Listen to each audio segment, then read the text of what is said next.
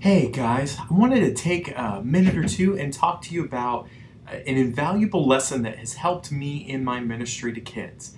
And it's this principle that nobody can make everybody happy. Nobody can make everybody happy. I joke sometimes with people that I am a recovering people pleaser aholic, that I have this desire to make people like me, that is a big deal to me. And I think all of us in ministry, whether you're paid for it or whether you're volunteer, we struggle with people pleaser syndrome, that we want to make people happy. And that's kind of even why we're in ministry, because we want to serve people so they can know about God, so they can experience the best life possible. But what I've learned over the years is that nobody can make everybody happy. There's a great passage of scripture in John that really illustrates this. It's John 6, and it starts off in verse 60.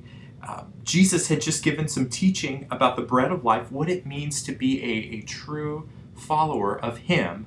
And right after that teaching, here's what happens. Verse 60. On hearing it, many of His disciples said, "This is hard teaching. Who can accept it?" So even some of Jesus' disciples, maybe even some of the 12, we know from Scripture that Jesus had this group of 72 that the 12 were a part of that kind of rolled with Him and did miracles and taught for Him. But He gave this teaching in John 6, some verses before, that was hard for a lot of that group to take in and to process. And so they're saying, this is hard teaching. Who can accept it? And in verse 66, here's how that Jesus has a conversation with them. Here's how that conversation ends.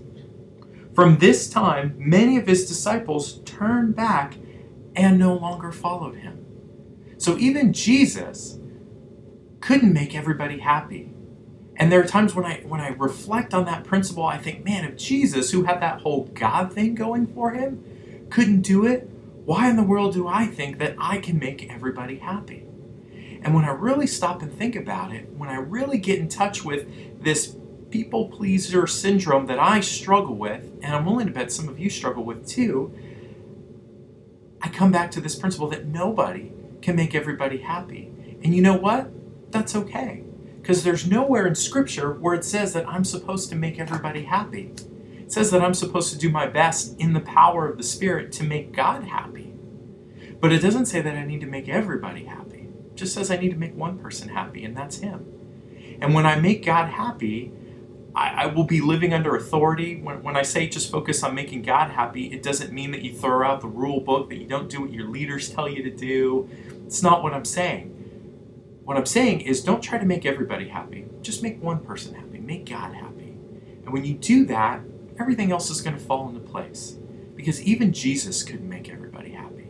And if He couldn't, why do I think that I can?